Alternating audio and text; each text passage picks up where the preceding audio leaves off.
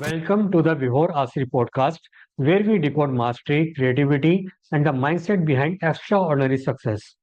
Today's guest is the incredibly talented Shannon Scott, an award winning actor, producer, voice artist, and one of the most recognized underwater performers in the entertainment industry. From powerful on screen roles in films to creating breathtaking underwater visuals that blur the line between dream and reality. Shannon's artistry knows no bounds. Beyond her impressive career in film, voiceover, and motion capture, she is also the founder of the Bright Stars Green Room, an acting business retreat that empowers actors with the tools they need to succeed, from mindset coaching to on-set experience. A passionate mentor, animal lover, and creative force, Shannon brings positivity, professionalism, and a collaborative spirit to everything she touches. Get ready for an inspiring conversation about storytelling, creativity, and mastering unique artistic skills. Let's welcome Shannon Scott. Hi, Shannon. Welcome to my podcast. How are you? I am good. How are you doing today? I am good too. I saw your profile. It's really interesting. Underwater model and actress, voiceover artist. Amazing, amazing. I saw your work also. So, it's great. Great to have you here. And I would like to discuss about your background, your interest, your hobbies, and how it all happened. So, Yeah, how sure. how it all started, Shannon? Oh, my goodness. It's been one of those things ever since I was a kid. I just loved the arts. I loved movies. I loved, of course, The Little Mermaid, animation films, all the things just that brought everybody out of the real world and into something else for even just a little while. So anything creative, I was just always drawn to it. And I think that the one thing that really pulled me in was, I don't know if you've seen Batman Returns with Michelle I Pfeiffer and saw. Michael Keaton. Yeah. That was it for me. I was hooked from the moment I saw Catwoman just come to life by Michelle Pfeiffer, and that's what I wanted to do. I said, I know I want to be an actress, and that is that. And the mermaid thing, it's crazy because every little girl dreams about being a mermaid. Even some guys do. Especially with Splash, the movie, and the animated film, The Little Mermaid, of course. And I never thought it would actually come to fruition, but it did. It happened. Oddly enough, I think I was going to college at the time, and I was searching for random jobs, and I was searching on Craigslist. I know that's like sketchy in itself, especially back in the day. It was kind of scary, but I found an ad to become a mermaid and audition and all the things. And it was going to be held at a scuba diving shop, so I felt comfortable going to that. I felt it like it was legit. And sure enough, it was. I went and I auditioned, and from that moment on, I became a mermaid. And I have just been in the arts ever since I can remember. I've been in theater with the plays. I actually went to school for that at University of South Florida, and I studied there for a while. I studied dance, and I just love to perform. It's just something about it. It's just like I said, it's just bringing back that there's a magic to it, right? Like making people get out of their daily habits and bringing them into that world. Like me for Batman Returns, it was just amazing to me, and I just love doing that for other people. So yeah, that's kind of how it all started, was from that one movie, and then it's just finding little things here and there to um as a performer, just dabbling in this and that and all the things. So that's kind of That how it started. that's great. Yeah, So, how has your background helped you in shaping you as an artist? that's a good question. It's helped me it's helped shape me as an artist by giving me little tools to pull from every aspect. So for my underwater stuff, I feel like I pull from my dance background because it's those fluid moments that get the picture and they make the videos turn out really well. And it makes it more believable, more real, and more fluid. And when it comes to my voiceovers, I think that also my underwater performance with it's really weird, but I think like the breath holds and things like that actually can help me in my voiceovers as well, especially for, like medical copy and radio ads that need to be really fast and you need one breath to make it all the way through in a really fast time frame. I think that all of these little aspects give me what's the word I'm looking for? Like just just there's things to pull from in every aspect. And from my acting as well. It goes hand in hand. Everything is connected in the arts, and I feel like it's just really cool to have a little bit from everywhere. And I think that's why I dabble. I love dancing and stunts and performance capture. And I just love it because it ties together. And it's just, I don't know. I don't know. Did I answer your question? Yeah, right, right. So you are from Italian heritage, am I Yeah, right? Yeah. So yes, that is does it correct. help you? Does it help you? Because I have seen a lot of great Italian actors in You Hollywood. know, I don't think so. I have no clue. I mean, Okay, I don't speak Italian. I just have that heritage and I know it was there. It was actually we did used to speak fluent Italian, but I lost it somewhere along the line. I think it was my grandfather. okay, He was the one who cut off the language. I was like, okay, thanks.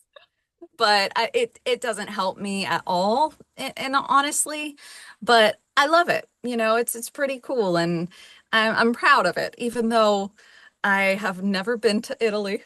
It's on the to-do list, but I've never been there, and I don't speak the language. But okay. yeah.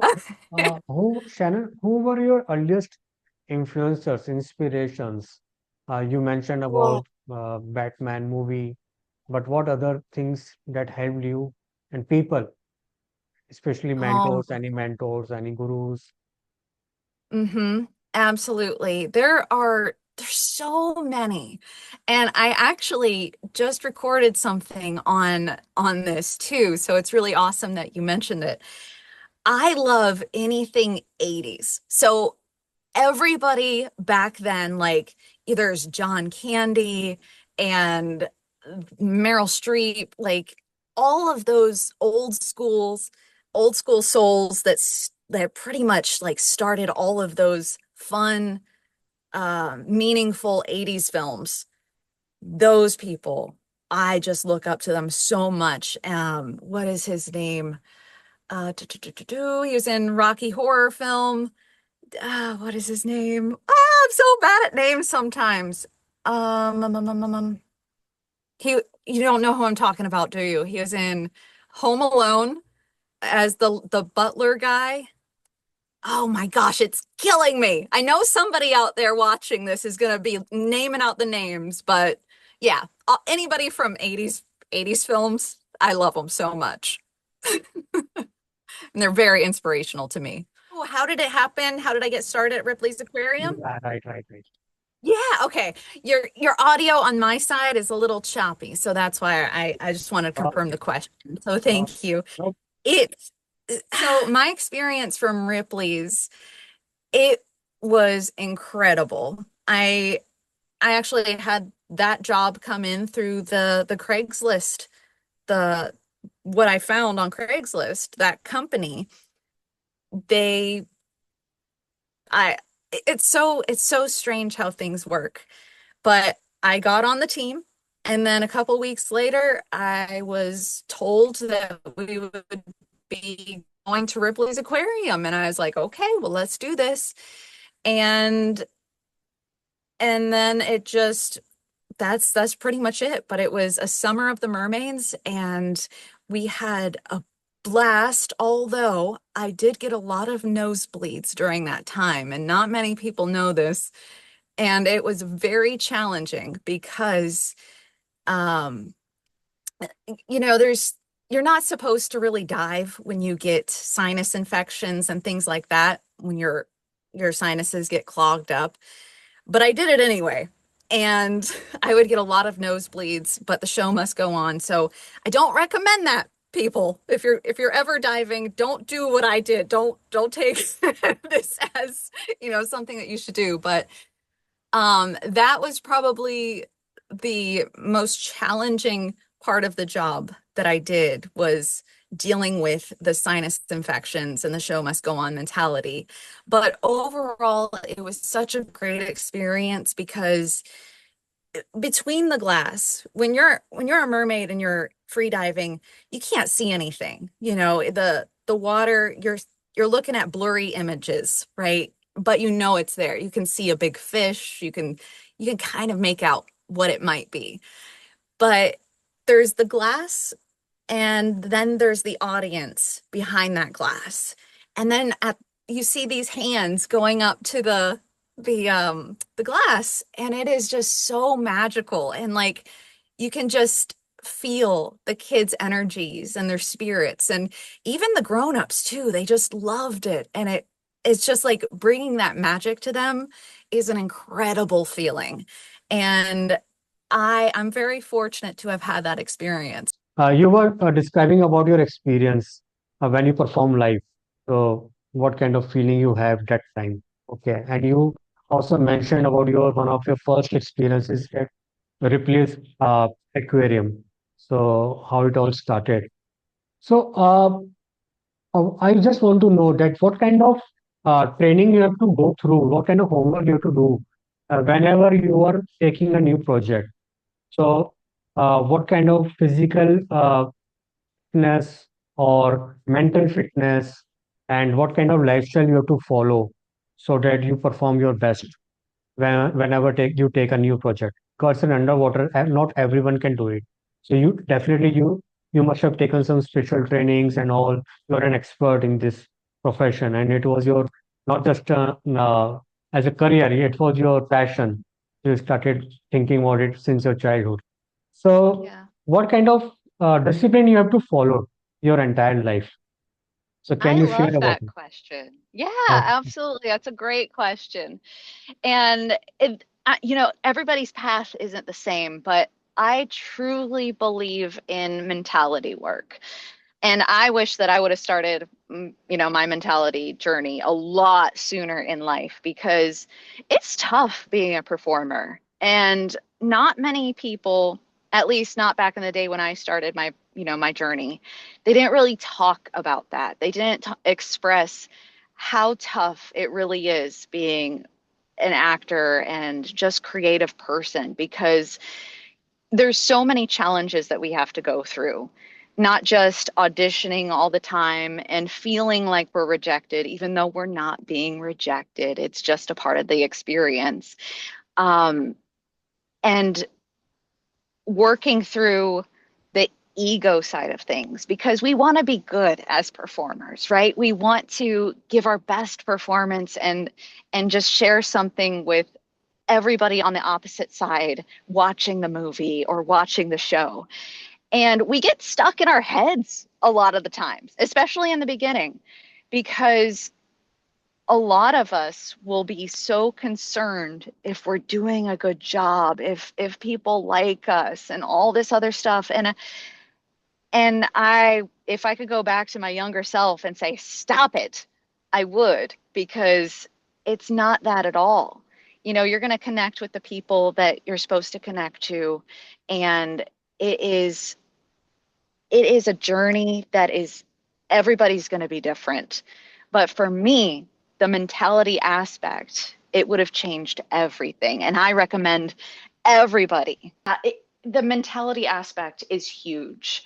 And I feel like it is the key ingredient in advancing and growing and adapting to the world we live in now. Because there's so many opportunities out there, but again, there's so many people out there, and there's so many people with dreams, and some of them are new, some of them are just stepping their feet in. But then there's the people who have been in it a long time. They're more successful in their careers. They're booking the more jobs, and other people have to keep going and remember that those people who are killing it in the industry, they've been doing their homework. They've been doing this ever since they can remember, so you can't put yourself in their shoes already and say, oh, I'm not booking anything. I'm going to quit because I'm not where they are. So we do a lot of comparison. And again, that's where the mentality will help, anybody. Even if they are in their journey further ahead, things get slow. Things get slow a lot as a performer. And that's where you have to be able to be okay with knowing that you are doing everything that you can, knowing that you are good mentally, physically, like mentality is everything. So I think that that's the main ingredient, in all honesty. Everything else, like your body image, all that, forget it. You're human. We all go through our ups and downs, valleys. You're beautiful, handsome, just as you are. That in itself, I don't think you should worry about that. But I do think this matters the most.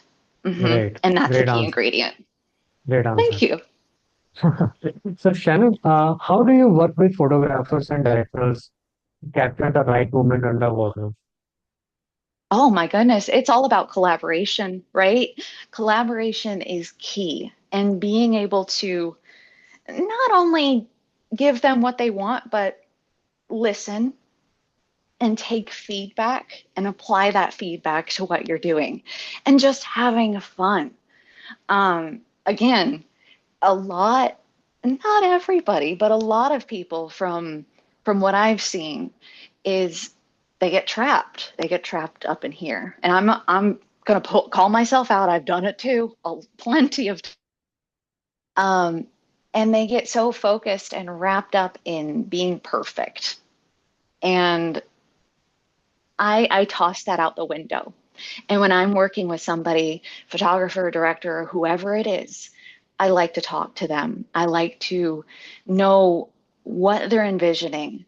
What's the vibe we're going for, and if that didn't work, let's try it again. Give me a different direction. So that communication, that's all it is communication and being able to talk to them.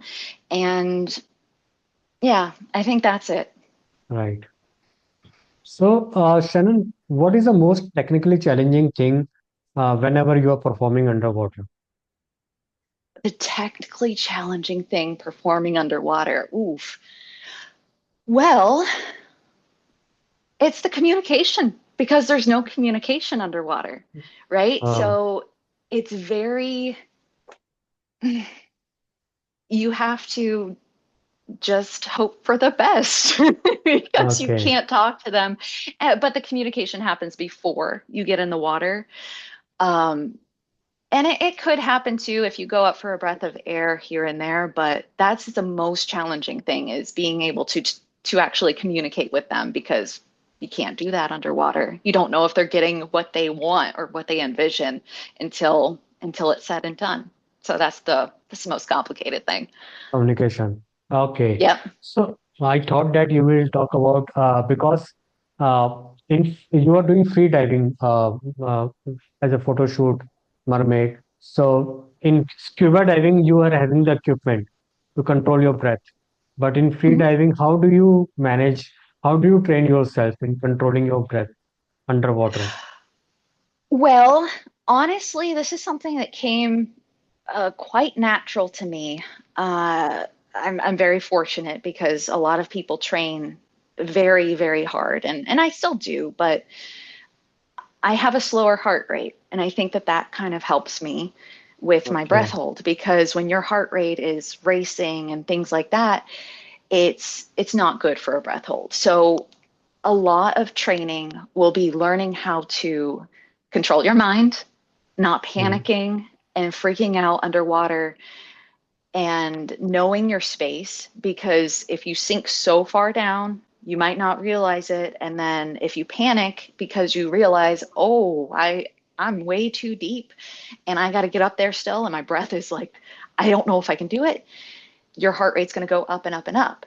So the mentality again is just being calm and learning how to lower your heart rate, and just keeping that calm, that stillness, right? Like trying to embody yourself in the water, like become one with the water in that stillness. I think that would be key in preparing, and just always prepare for the worst.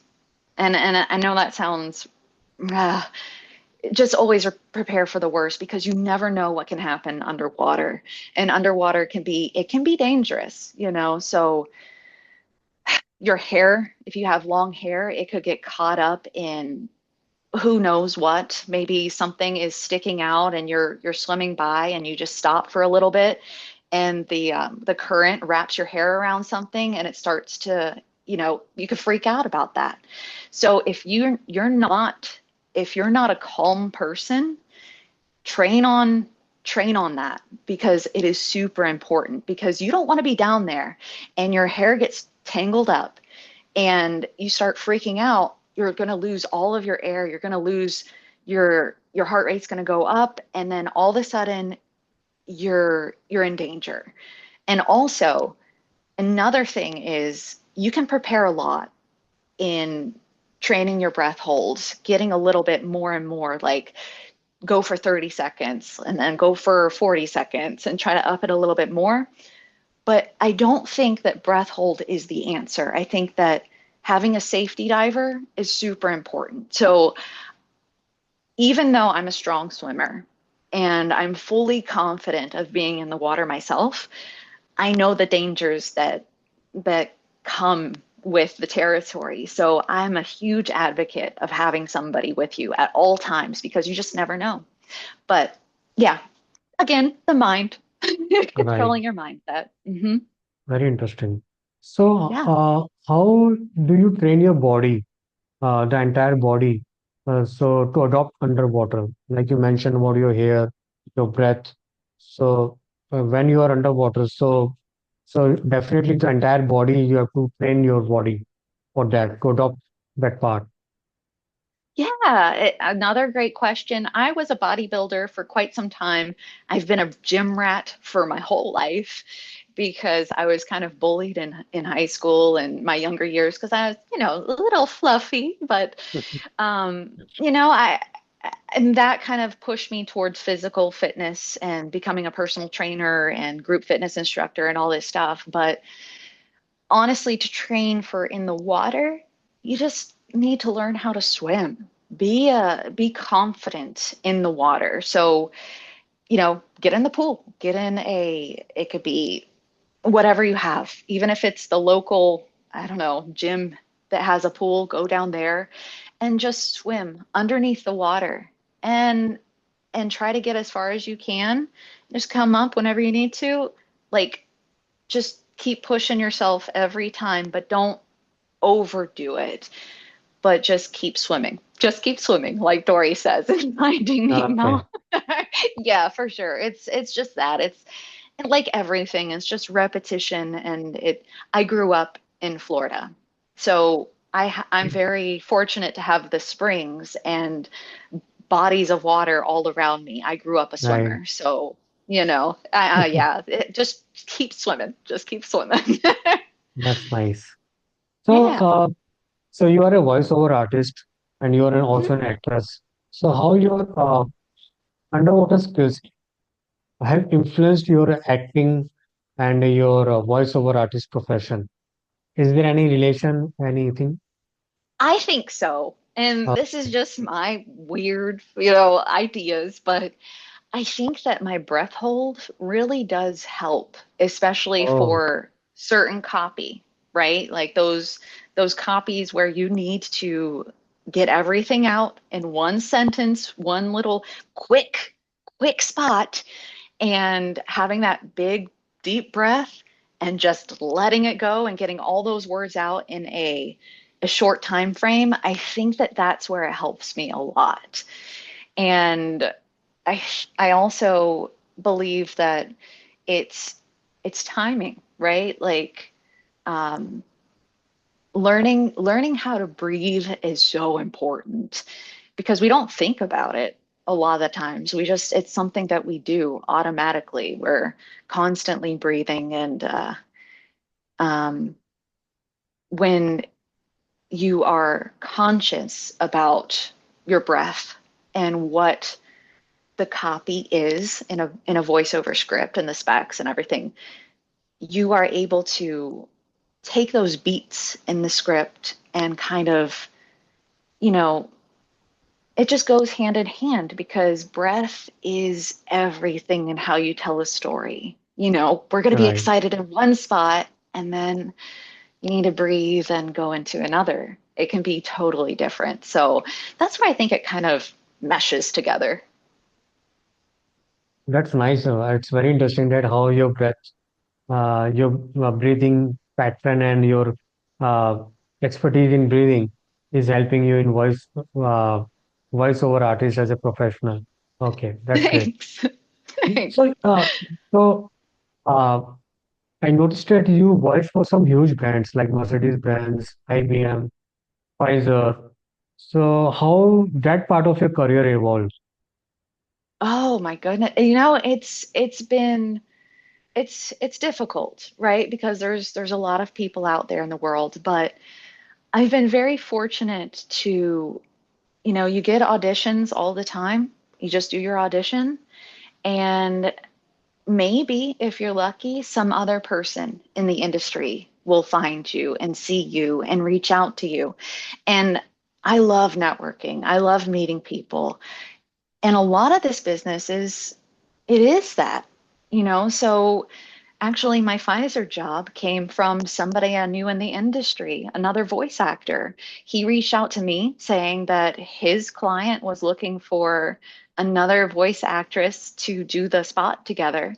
And so we did. And then, it's auditions. And I really think it's community, though, like looking out for one another. And, so yeah, it's just, yeah, I don't know. Did that answer your question? Yeah, yeah. Okay. So, no, it's of course networking is very important. Like especially Yeah. when you are an artist, so and you are a performer and you are an actress. So even Yes. in India and other parts of the world, so it's the same thing. Like networking helps you in getting, even if you're the best, then also you have to network to Yeah. keep. Yeah, that's very important. So Shannon, what kind of practice you have to do? What kind of before about your voice and about your energy before you start your new session on as a Mm. voiceover artist? Okay. So what I like to do before a session is again, different for everybody, but for me, I love having a cup of tea with some honey in Mm. it in the morning before the session starts, like an hour before. And as I'm going over the script, I will do some vocal exercises and some like weird looking like, mouth movements and all these things because you want to get those muscles moving. And I'll do just random things like from blowing my lips to um, you know, uh, breath work again, finding that those moments of stillness and again leading up to being stuck in my head because sometimes, especially if you haven't worked with a client before, you get the butterflies. You get nervous. It's just like stepping onto a theater stage. It can be it can be nervous because again, you're like these people. trust me with their product. They trust me to give them the best voice and connect with their audience, their script, and all these things. So it's the mentality. So being in a calm space, so drinking my tea, going through my vocal warm-ups, and just like letting the body go and trying to do movements, because getting the jitters out and things like that, it helps me prepare, because I don't want to be stuck in my head. I want to be present, and I want to be ready for whatever they need me to bring to the table. So that's a little bit of what I do. It's a combination of just getting the jitters out and finding the stillness in everything. That's interesting, yeah. Some physical movements, body movement, face movements, all these things helps. So, All of them. yeah, so when you're performing as a voiceover artist, so what makes it impactful from, I mean, from emotional depth perspective? Is it your voice? Is it your movement? Or is it your expression? What do you think makes it emotionally very compelling? Personally, in my opinion, I do not think it's the voice. I think that is actually the last thing. It's the connection to the script. It is being able to understand what is going on and projecting that into the space. And it's a hard thing to do. It's not always easy. And I train a lot. And not only in the mentality, but I train with coaches and stuff, and I take acting classes, because connecting with scripts, it can be difficult. But when you do connect and you feel like you're in the moment, and you there's just that, it's just connection. It's all about that click and the feeling. That's where the magic will happen. It's not the voice. It's not how loud you are, or how, you know, whatever. Like, I know that they'll want tonality, different tones and different vibes to each project, sure. And that's where the voice can come into play. But at the end of the day, it's connection. Just connect and be present with the words on that page. Okay, great. Yeah. So, Shannon, you have worked in both independent films and you have worked in motion capture uh, films. Okay. So, what is the difference in approach in these two roles? Okay. Yeah. Well, so for the film side of things, it's, Yeah. yeah, man, it is right here.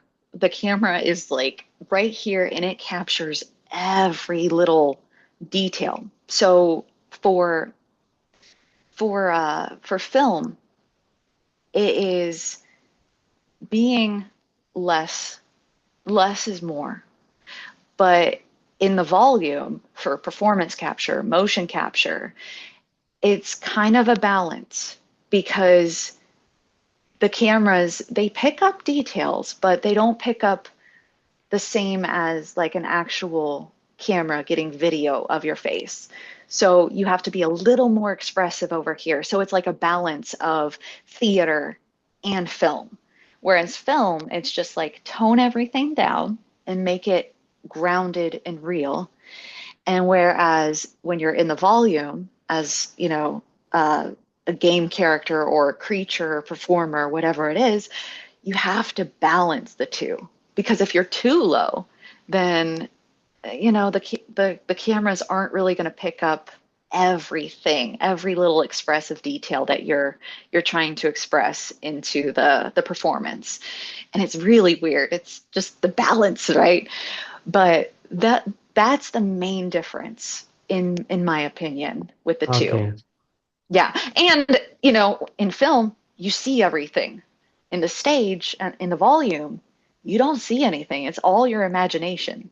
So it's really fun, but again, it can be hard, because if you don't have a vibrant imagination, and you can't like taste the air that you're in and see, or if it's a dark cave or if it's this amazing big universe full of sand and all that, then it's going to be difficult. But in film, everything's there. You can interact with everybody. You're not wearing a suit.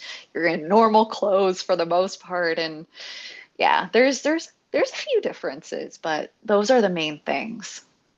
Yeah, my next question was related to your suit only. So mocap suit that we call it.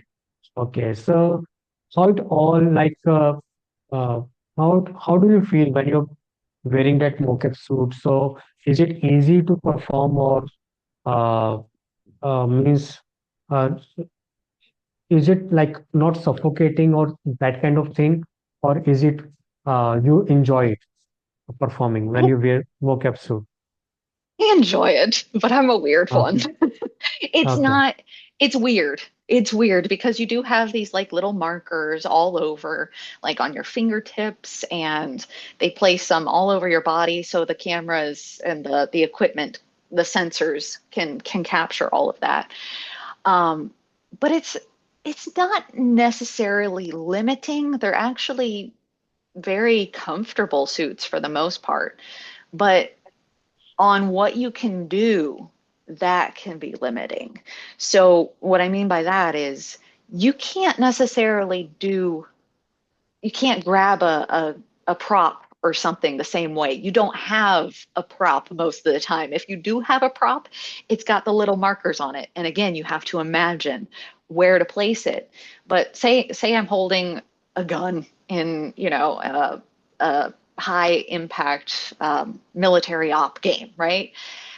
You'd have to place that not normal, not close to your body, but it would have to be a little bit away because you can't really block all of those connectors, little okay, dots on your body.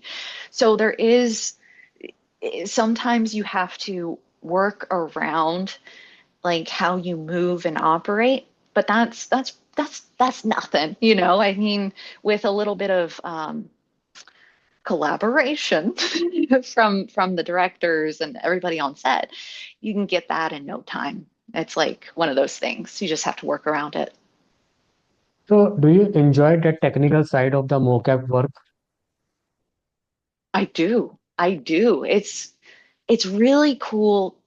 I mean, not just seeing it, right? Like seeing all the guys or girls doing their work and seeing how your body, it looks like, gosh, it's so crazy. I'm sure you've seen different models and things like that, but it's really cool because they take something from like just your body and then they put all the pieces together. And that is so cool to me because it takes not only skill, but like um, there's just so much collaboration when it comes to making a video game or a movie that needs motion capture or performance capture. And that is so cool to me because it's like putting all the pieces together. You know what I mean? But I When you love see it. that, when you see the end result, when you see that game or movie, so because you It's have so performed cool. it, so It's so cool. yes, It makes it worth it, especially because you never know what the set's going to be like or how tough yeah. something's going to be. And then if you're having a bad day on set or, things get roughed during the production, that when everything just comes together, you're like, that's why I do this. It makes it better because, not you're not always going to have a great time on set. You try to, but sometimes you're just having a wrong day and you don't, again, the connection, it might not be there that day. You might be fumbling with your lines for whatever reason. You just might be stuck in a funk because something happened in your life and you're trying to get back into that space, but you get through it, right? You get through it, you push through, the show must go on. And at the end of the day, it feels so good to see it all come together because sometimes you do go through those challenges when you're performing in those spaces. And to see everybody's hard work come together, because it's not just me, it's not just you over there, it's a team. It's a teamwork effort. And when you see everybody's hard work come through, that I think is the most rewarding thing, because it is hard, not just for one person, but everybody on set. We're all dealing with our things, or technical issues, and we get through them. And then it's like right there on the screen, that's why we did it. It's really Right. cool. It's not really interesting. So, for people who don't know about motion capture, can you bit explain in just 2 or 3 sentences what is motion capture Yeah, with examples yeah, like Planet of the yeah, Apes, that kind of movie, Lord of the Rings, all these yeah, movies. for Yeah, sure. So you have motion capture is basically, it's performance capture, but no vocals, no none of that. It's just physically the movement of your body. So you're you're just acting out whatever it is in the space. So you're wearing the outfit. Um, Maybe you are, let's see, what would be a good one for motion capture? It would just be a video game. Um, and it's kind of hard because every video game's different, right? There's some performance right. capture video games and there's some motion capture. So with motion capture, they put a voiceover to it, or they might not need a voiceover, but it's the movements. So they capture your motions, no voice. That's pretty much it in a nutshell. Whereas performance capture, they are getting the whole kit and caboodle. They are getting the full performance, your voice, your face, your body movements. So like, I love Avatar. So Avatar would be a great one because they Yeah, are getting all of that, right? So that's a great performance capture. And then there's also creature performance as well.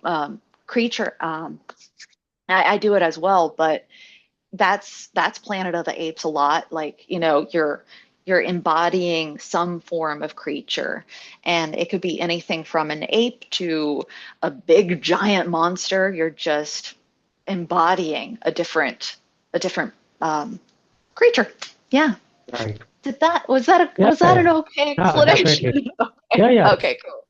Cool. Because it's so interesting. People every day they watch such kind of movies, but they don't know how it all happens. So it's It's very important. true. It, Yeah. it is so true. And Oh, it's amazing because, especially looking at, like, I don't know if you've seen the comparisons, like when they filmed Avatar and then they put it together with the final footage. It is so cool because there's nothing there. They're right. just talking to each other with all these dots on their faces and this big gear on their face. And they the connection that they make between each other with all of that get up, and just seeing what the behind the scenes crew put together, and turned the actor's face into, and it's just so incredible. It's really cool. It's really cool. Yes. So, Shannon, how do you recharge yourself after an intense shoot or a long project? Yeah, What do you sure. do? Anybody can find me if you look up simply Shannon Scott. I pretty much pop up anywhere, but if you want to email me direct, my email is thatgirl@simplyshannon.scott.com. You can find me on my website, simplyshannon.scott.com. Just simply Shannon Scott. That's the best way to find me. No, no, I'm asking you that how do you recharge yourself? That what? Oh, how do Yeah, I market myself? yeah. Oh, What okay, you okay. do? So after Yeah. an intense shoot, that how do you recharge yourself? How do you uh Oh, take some recharge retreat or myself. something? Yes, Oh, okay, recharge. My apologies. I no heard problem. like marketing reaching out. Okay, so Okay. recharging myself. You know, I that's a great question. I mean, I think what I do is I just spend time with my cat. I think that that's the best recharge I can get because I'm not with them for a long, a while. And I think that that's the most comforting and um, best recharge I could get is just being around my cats. So, Yep. Shannon, how do you stay consistent? Like you have spent, I think, around 2 decades in entertainment industry. So, Hmm. what made you to stay consistent? So, I have seen some actors facing imposter syndrome initially. So, Hmm. have you ever faced such kind of things? Oh, big time. Yeah, 100%. I think that's kind of what held me back for so long. Yes, I've been doing this for a while, but I haven't been full force in it like I should have been from day one. And that's because I didn't think I was good enough. I didn't think, even though I was training, I didn't think I had enough training and my headshots were never ready. And, I was just making excuses for myself all the time. And that was huge. And that's why I'm a huge advocate of working on your mental capacity because you do get trapped in your head. You do get discouraged when the industry is slow, there's no jobs coming in, and you feel like you've sent in hundreds upon hundreds of auditions and nobody is noticing you. It's difficult. Um, but at the end of the day, I think one, I'm a little stubborn, and two, I think that I I just love it so much that I can't see myself doing anything else, and I don't want to do anything else because I love to perform and give back to the world something full of magic. I think that's what keeps me going is to bring back joy somehow to somebody's life. Even if it's just one person in this world, that's what keeps me going, I think. Okay, that's very Yeah. nice. So, you have worked in various mediums like voiceover, and you have worked in live performances, movies, and you have worked underwater. So, which one is your favorite? Oh, that's a good question. I love them all. Um, Man, I really, you know, oh, that's a toughie. That is a toughie. Because they all have their own unique qualities about them that I love. And I love diversity. So being able to break away from one thing to go into another is like wonderful to me. But if I could choose just one, it would it would probably be voiceovers, I think. I Okay, think. I think. But it's a tough one because they all have their great moments, and then that's a tough question. That's a tough question. But with the underwater stuff, and this is why it's a tough question. If you were to ask me probably like a couple years back, I would have had an answer for you like that. But with underwater things, it's very demanding on the body. So although I love it to no end, I would need to recharge. Whereas if I'm in the booth, voiceovers, I can have one job one day and go into another the next day, or, not even, I can have like a couple jobs in one day and I'd be okay because it's not as demanding. Yes, you have to protect your vocal cords and all this stuff, but as long as I'm not screaming in the booth for a video game or something like that, it's it's more tangible, if that makes sense, versus the demanding things that I also love to do. okay. So, what inspired you to start Bright Stars Green Room? Can you Oh share my about it? goodness. Yeah, absolutely. Thanks for asking. Oh, the Bright Stars Green Room. So I was always annoyed as an actor growing up and feeling like there was no answer on how to get started in this industry. Like you have to figure it out on your own. Yes, go get a headshot, take classes, and you'll be on your way, right? Oh, and get an agent. Once you have those three things, you're good to go. But for me, I noticed that wasn't the case. It wasn't. No matter if I had an agent, if I updated my headshots, or I was taking classes, it wasn't the thing that was pushing me to actually chase my dreams and my goals. So the Bright Stars Green Room, it has a kind of funny story in the beginning, not really funny, but to give you a little backstory, I was hit on by a doctor last year, the beginning, or about a year ago. And right after that, it hurt me on a deep level. And it's really weird how life works because of this. But it hurt me because I felt like I couldn't be myself because I was in a professional setting. It should have never happened. But it did. And so it took a couple days to process what happened, all that. And in that moment of processing this, I was like, oh my gosh, something clicked inside me. And I said, I need to create a safe space for actors to go to where they can learn the industry, become confident in themselves, and learn how to actually navigate the industry as an actor by themselves, not having to worry about all of the nitty-gritty details like getting an agent and all that, which yes, eventually 100% that's you need a team to make the dream like really happen. However, to get started and really start thriving, it's much deeper level, right?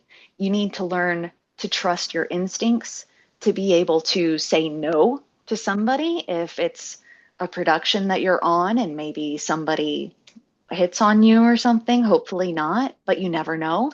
Being able to give actors confidence to be able to turn something down and know that that job, I don't need that job. I don't need that toxicity and going for bigger things in life. So I created the Bright Stars Green Room to give actors that, to give them a place to go to let out their creativity, to become one with themselves and just, you know, experience being an actor and just getting the knowledge that they need to navigate the world by themselves and to feel confident in that. And that's kind of where it all started. So the inaugural retreat that we had, it was a huge success. We filmed a movie. We learned all the things. I had in agents and coaches, improv, all the things. And yeah, that holds dear to my heart. So yeah, that's what it's about. It's about that. Great.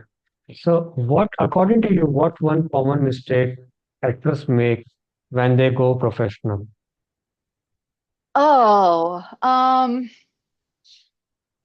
mean, I think we make a lot of mistakes. Everybody, has their own mistakes, but I think one of the most, from what I've seen, from the looking into others and my own as well, is thinking that they have to stop taking classes.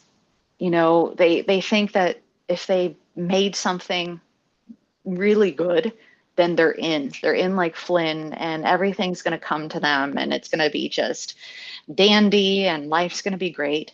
But you have to continually train. You have to keep your mindset fresh.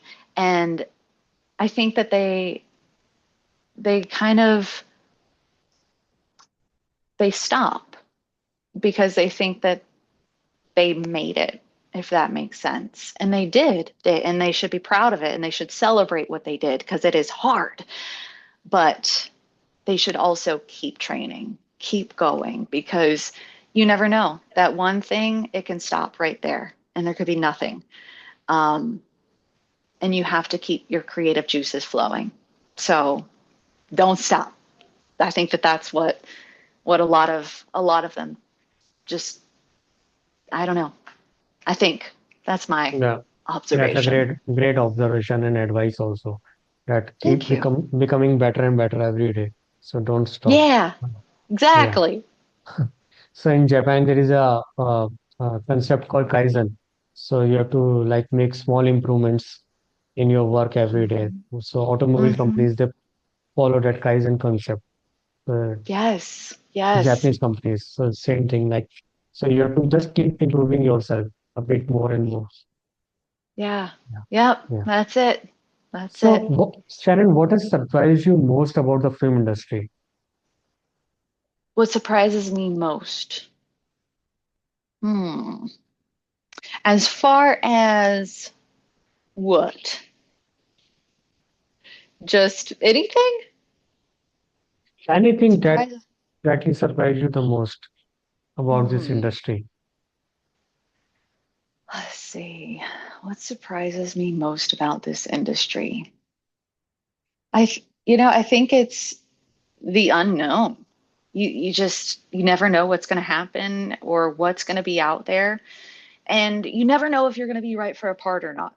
So I think that that's the thing that surprises me most because I almost turned down an audition because I didn't think I was right for it. And somebody pushed me to do the audition and I booked it. And I said, I just couldn't believe it because I didn't feel like I looked the part because it was a match. Like, you had to look like somebody. And I think that's the most surprising thing to me because um, you just never know. You never know what they're really looking for or what they want. And that would be it for me. Okay. So, last question, Shannon. Yeah, What do you think? What suggestion you would like to give to uh, people who want to become underwater model or actors like you? let's see. Where they should start, from where they should start. You know, just reach out to people and try to make a genuine connection. Don't don't just reach out to somebody and say, you know, uh, I want to do this. Try to give them some good feedback and like let them know that you look up to their work or something positive. And and then once you build that genuine connection with them, try to reach out and see how you might be able to maybe do a underwater photo shoot, as simple as that, or even booking your own. There's underwater photographers out there and things like that to where you could book your own session and get some good quality experience doing that. So I would say just reaching out, making that connection, and just building your relationships because at the end of the day, that's what it's all about. I would have never I don't think I would have ever became a mermaid if I didn't go on Craigslist and start searching around for things and reaching out and saying hi to people in this industry because at the end of the day, that's what it is. It's connection, it's networking and being able to talk to people and talk to them in a good way, not everything about me, but just celebrating their wins and what they've accomplished and how you look up to their work and how you, if you could ever help, then you'd love to help. So always be a help. That's what I would say. Don't be in it for you. Just always try to be a help. Great. So, how can one contact you if somebody wants to speak to you? Do you have a YouTube Yes, channel? Do you I have a do. I YouTube? do. I Okay, do have a YouTube channel. It is, if you look up Simply Shannon Entertainment, that is my YouTube channel. And then anything else is Simply Shannon Scott. So my Instagram, my LinkedIn, my all the things are Simply Shannon Scott. Even my email, that girl at Simply Shannon Scott. You'll find me there. And also my website, simplyshannonscott.com. I try to keep it simple for everybody. So That's that's how so you can nice. reach me. It was really great talking to you, understanding about this, your industry, about your profession. And thank you so much, Shannon, for sharing your experiences, your insights, and especially what kind of feeling you have to go through when you are performing as a live underwater performer or as a voiceover artist. It was really nice talking to you, understanding about your profession. Well, Thank you thank you so much, so Shannon. much. And thank you for having me. This was awesome and I really appreciate you inviting me on and it was a really, really big pleasure being able to talk with you today. Yeah, Thank you because the so much, profile Vibhor. was so interesting. Thank you. Yeah. Thank you so much. Thank you, Shannon. Wish you all the best. Oh, you too, Vibhor. Thank you. Thank you for joining us for this incredible conversation with Shannon Scott, a true creative powerhouse who continues to inspire through her work on screen, behind the mic, and beneath the surface of the world. From her award winning performances to her dedication to mentoring fellow artists, Shannon reminds us that storytelling takes many forms and that passion, preparation, and positivity can turn any dream into reality. If you want to learn more about Shannon's work or explore the Bright Stars Green Room Acting Retreat, be sure to check the links in the episode description. And the next time, keep pushing boundaries, keep creating, and remember, mastery begins with the courage to be different.